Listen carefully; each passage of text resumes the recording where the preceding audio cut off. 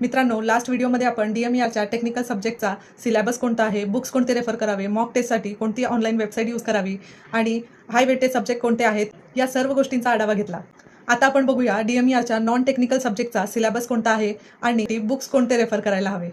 DMERच्या non technical सिलेबसमध्ये mainly 4 subjects येतात: English, Marathi, GK आणि logical aptitude. इंग्रजीचा सिलेबस हा आहे, मराठीचा सिलेबस हा आहे, GKचा सिलेबस हा आहे आणि लॉजिकल ॲबिलिटीचा सिलेबस हा आहे.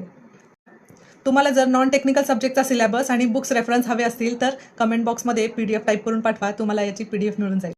मित्रांनो, नॉन टेक्निकल सब्जेक्टचा अभ्यास जोपर्यंत एक्झामची नोटिफिकेशन येत नाही तोपर्यंत करून घ्या. कारण नॉन टेक्निकल सब्जेक्ट जरी दिसायला सोपे असतील, अरे मराठी तर आहे, आम्ही मराठी आधीच शिकलेलो आहोत, असं तुम्हाला वाटत असेल तर तुमचा ग्रह चुकीचा आहे. कारण मराठीमधला व्याकरण इंग्रजी व्याकरणापेक्षाही अवघड आहे. फॉर एक्झाम्पल, जर तुम्ही प्रयोग बघितला तर प्रयोगमधलेही खूप सारे प्रकार आहेत: कर्मणी प्रयोग, कर्तरी प्रयोग, भाव्य प्रयोग. ह्या सर्व प्रयोगचे कॉन्सेप्ट समजून घ्या. प्रयोग कशाला म्हणतात, अलंकार कशाला म्हणतात, वाक्यरचना, ह्या सर्वांचे कॉन्सेप्ट आता जोपर्यंत वेळ आहे तोपर्यंत व्यवस्थित क्लिअरली समजून घ्या. म्हणजे पुढे तुम्हाला खूप घाईघाई होणार नाही आणि अभ्यासाला पण तुम्हाला पुढे वेळ मिळेल.